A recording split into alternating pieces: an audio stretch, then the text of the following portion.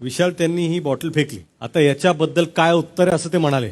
त्यावेळेस तुम्ही काय म्हणत माहितीये का, विशाल असं बोलू नको. कारण काय मागे माहितीये, मी सांगतो, आम्हाला जे दिसलं ते मी तुम्हाला सांगतो.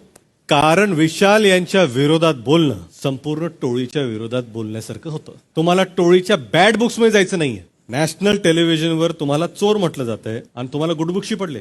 गेल्या आठवड्यात चावी चोरी झाली, तुम्हाला चोर माहित नव्हता, तरी सुद्धा तुम्ही 80 तास उपाशी राहिला. पण यावेळेस 900 रुपयाच्या बॉडी सोपसाठी विशाल त्यांनी ही बॉटल फेकली. आता याच्याबद्दल काय उत्तर आहे असं ते म्हणाले.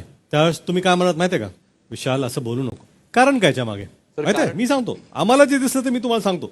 कारण विशाल यांच्या विरोधात बोलणं संपूर्ण टोळीच्या विरोधात बोलण्यासारखं होतं. तुम्हाला टोळीच्या बॅड बुक्स मध्ये जायचं नाहीये. नॅशनल टेलिव्हिजनवर तुम्हाला चोर म्हटलं जातंय आणि तुम्हाला गुडबुक्षी पडले.